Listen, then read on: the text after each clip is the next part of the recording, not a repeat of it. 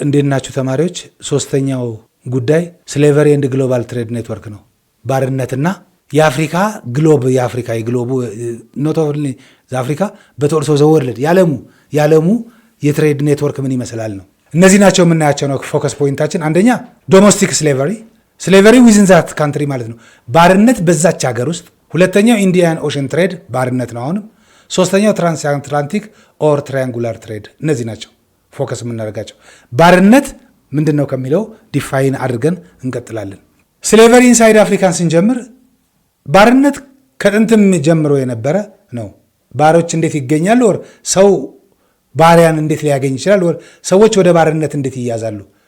አንድ በጦርነት፣ ሁለት አሁንም ጦርነት ነው አሳዶ በማደንና በመያዝ፣ ሶስት አፍኖ በመውሰድ፣ አራት እንደ ግብር ሆነው ባሮች ለመንግስት ይሰጣሉ። ኦር ለገዢ አካላት ተገዢዎች ባሮችን በግብር መልክ ይሰጣሉ ማለት ነው። አሁን ዶሜስቲክ ስሌቨሪ ዶሜስቲክ ነው እኛ ወራን ያለ ስሌቨሪ ኢንሳይድ አፍሪካ ነው የምናወራው። በአፍሪካ ውስጥ የነበረ ብዙውን ጊዜ ባሮች ከፋሚሊው ጋር ይዋሃዳሉ። ከአንድ ቤተሰብ ጋር ተዋህደው የሚከተሉትን መብቶች ይኖራቸዋል። አንድ ሀብት ይኖራቸዋል። ሁለት ምህረትም ይደረግላቸዋል። ምክንያቱም ዶሜስቲክ ስሌቭ ነው እያወራለን ነው። የቤት ውስጥ ባርነት ነው የምናወራው። ከቤት ውስጥ ባርነት ባለ ጊዜ ኢንተግሬትድ ከቤተሰቡ ጋር አንድ ላይ ኢንተግሬትድ ሆነው ይዋሃዳሉ። ሌሎች መብቶችም ሊኖራቸው ይችላል። ፖሰስ ራይት፣ ለምሳሌ ሀብት የማፍራት መብት ኦር ወይም ምህረት የማግኘትና ከባርነት የመላቀቅ ማለት ነው። ዳዘር ባሮች ምን ይሰራሉ ነው? ለምን ያገለግላሉ? አንድ በእርሻ ስራ ላይ ያገለግላሉ። ሁለት የወርቅ ማዕድን በሚቆፈርበት ቦታ ያገለግላሉ። ሶስት አድሚኒስትሬቲቭ አገዛዝ ኦፊሻል ይሆናሉ። ምን ይሆናሉ? አስተዳደር ውስጥ ተሳትፈው ኦፊሻል ተሿሚም ሊሆኑ ይችላሉ። ባይዘወይ ተሿሚ ሊሆኑ ይችላሉ። አይዘር ወታደር ሆነው ያገለግላሉ ማለት ነው። አሁን ምን አየን? ባሮች እንዴት እንደሚያዙ አወቀን። በሀገር ውስጥ በዛው በአፍሪካ ውስጥ በባርነት ኢንሳይድ አፍሪካ ስለሚል ማለት ነው። ኢንሳይድ አፍሪካ በባርነት ሲያዙ ምን ያደርጋሉ? ፋሚሊው ጋር ይዋሃዳሉ፣ ኢንተግሬት ያደርጋሉ። በዚህን ጊዜ ምን ይሆናሉ? ሀብት የማፍራት መብት ወይም ከባርነት ነፃ የመሆን መብት ያገኛሉ። ባሮችን ለምን ያገለግላሉ? አንድ በእርሻ ቦታ፣ ሁለት የወርቅ ማዕድን በሚወጣበት ቦታ በቁፈራ ያገለግላሉ። አንዳንድ ቦታ እንደውም አስተዳደር ላይ ይሾማሉ ወይም ወታደር ሆነው ያገለግላሉ ማለት ነው። ዚስ ኢዝ ኢንሳይድ አፍሪካ ማለት ነው። ሌላው የባርነት ንግድ በኢንዲያን ኦሽን እና በቀይ ባህር ትሬድ የነበሩትን ነው አሁን የምናየው። አትላንቲክ፣ ይሄ አትላንቲክ ማለት ክሮሲንግ አትላንቲክ በዚህኛው ሳይድ ያለው በወዲያኛው ሳይድ ያለው ነው ማለት ነው። በዚህኛው ሳይድ ያለው ይሄኛው አሁን የሚያሳየን ይሄ ሬድሲ ነው። ይሄን አካባቢ ነው የሚያሳየን። ይሄን ነው ሬድሲ፣ ይሄን ሬድሲ እና ይሄ ኢንዲያን ኦሽን። ይሄው መስመሮቹ ራሳቸው የሚያሳዩት ይሄንን ነው። በኢንዲያን ኦሽን የነበረና በሬድሲ የነበረውን የባሪያ ንግድ ነው የምናየው። ይሄ ንግድ በጣም ኦልደር ነው ሲባል፣ በእድሜ ጠገብ ነው ሲባል ከየትኛው ነው? ከዚህ ወደ በኋላ ከምናየው ወደ አትላንቲክ ወደ አሜሪካ ከሚሄደው ይልቅ እድሜ ጠገብ ነው የቀይ ባህሩና የኢንዲያን ኦሽኑ ምን ንግድ በእድሜ ጠገብ ከመሆኑ በስተቀር እንዴት አድርገው ይሄዳሉ፣ ወዴት ይሄዳሉ፣ እነማን ናቸው ነጋዴዎቹ የሚለውን የምናይ ይሆናል። በዚህ መሰረት በአትላንቲክና በኢንዲያን ኦሽን በባርነት የተያዙ ሰዎች በመርከብ ይጓጓዛሉ። ወዴት? ወደ ሚድል ኢስት ሺፕድ ማለት ይጓጓዛሉ ለማለት ነው። ቱ ኢንዲያ ወይም የፈረንሳይ ሰፋፊ እርሻ ወዳሉባቸው ወደ ሞሪሺየስ እና ወደ ሪዩኒየን ይሄዳሉ ነው ባሮቹ። በየት የሚወጡት? በቀይ ባህርና በኢንዲያን ኦሽን የሚወጡት እና ከዛኛው እድሜ ጠገብ ነው የሚላቸው። ሁለተኛው ትራንስአትላንቲክ ስሌቭ ትሬድ ነው። አትላንቲክን አቋራጭ የባሪያ ንግድ ማለት ነው። አሁን ቅድም ካየነው በተቃራኒው ማለት ነው። ያኛው ኢንዲያን ነው፣ ይሄ አትላንቲክ ኦሽንን አቋራጭ የባሪያ ንግድ። አንዱ ምክንያት ይሄ ንግድ የተጀመረበት ዋናው ምክንያት በ1492 አሜሪካ መገኘቷና በአሜሪካ ሰፋፊ የእርሻ መሬት አውሮፓውያኑ ስላቋቋሙ አሜሪንዲያኖችን ኔቲቭ ቱ አሜሪካ ማለት ነው። ለአሜሪካ ኔቲቭ የሆኑትን አገር በቀል በአሜሪካ የሆኑትን አሜሪንዲያኖችን ማሰራት አልተቻለም። ምክንያቱም ኢንፌክትድ በሆነ ዲዚዝ መሞታቸው። እነሱ ብቻ አይደለም፣ ከአውሮፓ ሞክረዋል። ከአውሮፓ የሰው ኃይል አምጥተው አሜሪካን ካገኙ በኋላ ሰፋፊ እርሻ አቋቁመው ከአውሮፓ ሰዎች አመጥተው በእርሻ ስራ ላይ ለማሰማራት ሞክረው ነበር። ነገር ግን በማያውቁት አውሮፓ በሌለ በሽታ በላቲናም በእነዚህ በአሜሪካ በመሞታቸው ምክንያት የግድ ከአፍሪካ ባሪያዎችን ወይም የጉልበት ሰራተኞችን ማምጣት ነበረባቸው። ለዚህም ነው ትራንስ አትላንቲክ ስሌቭ ትሬድ የተባለው የአትላንቲክን አቋራጭ የባሪያ ንግድ። አሜሪንዲያኖች መስራት አልቻሉም። ኔቲቭ ኢን አሜሪካ ከአውሮፓ መጥተው ሊያሰሩ ቢሞክሩም በበሽታ እየተከፉ አውሮፓውያኖች መሞት ጀመሩ። ስለዚህ ፊታቸውን ወደ ታዞሩ ወደ አፍሪካ። ምን አስጀመረ? ትራንስ አትላንቲክ ስሌቭ ትሬድ። ይኸው አፍሪካንስ ዌር ታርጌትድ ቢኮዝ ዘይ ኢሚዩን ሞስት ኦፍ ትሮፒካል ዲዚዝ።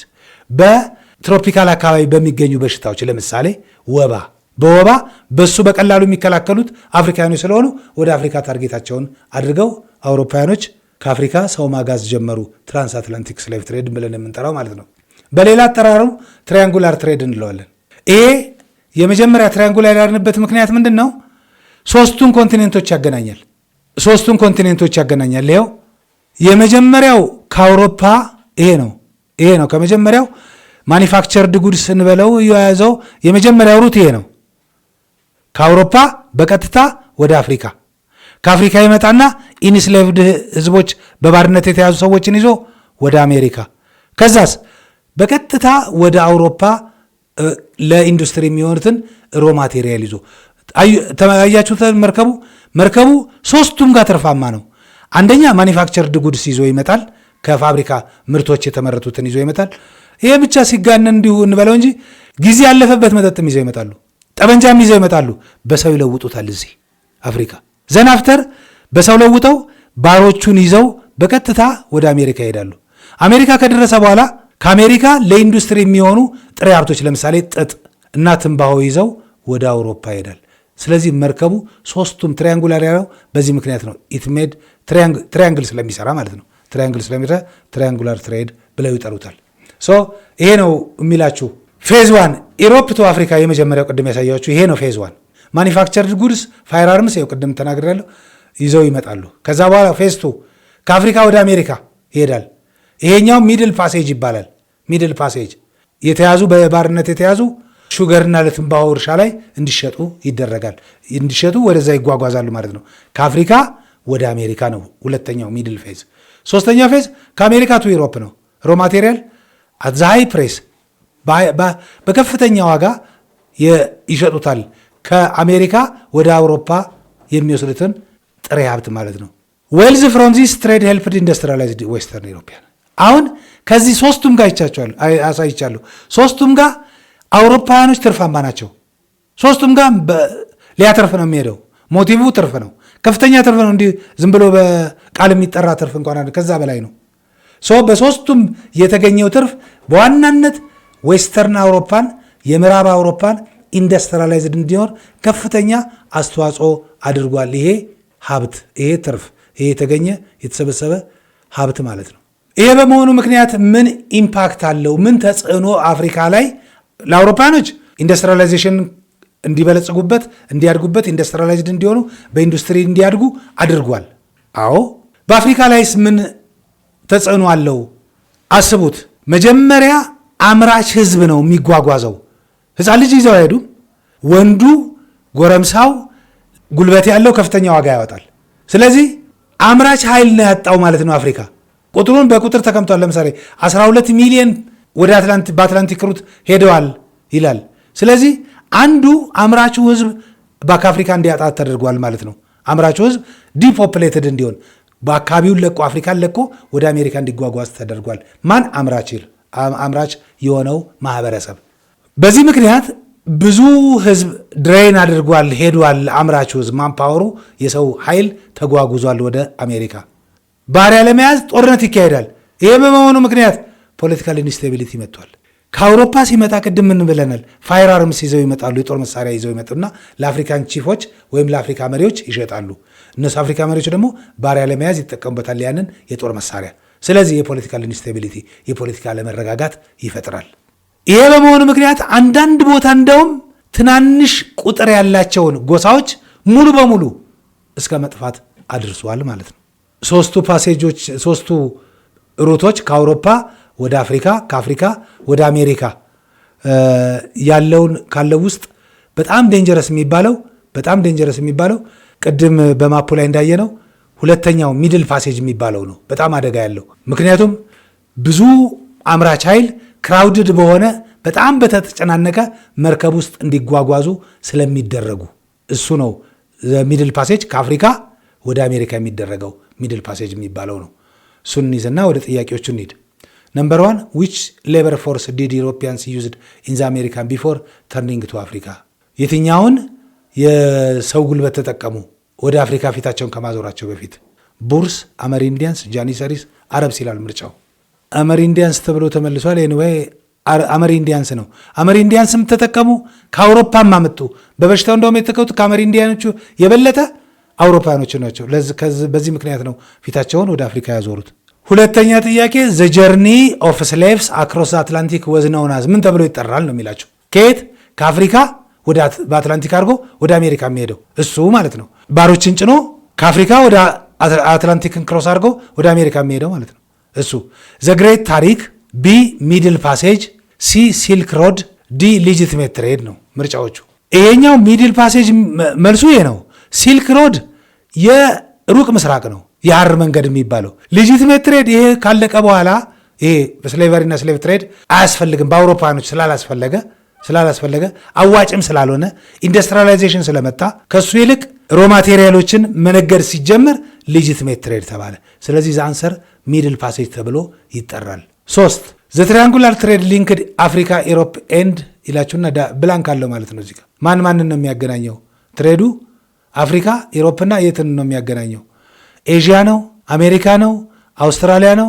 አንታርክቲካ ነው ይላል። ኢትስ ክሊር ኤንድ ክሊር ከኤዥያ ጋር አይደለም። ትሪያንጉላር የተባለው በምን እንደሆነ ሶስቱን ያገናኛል ብናል።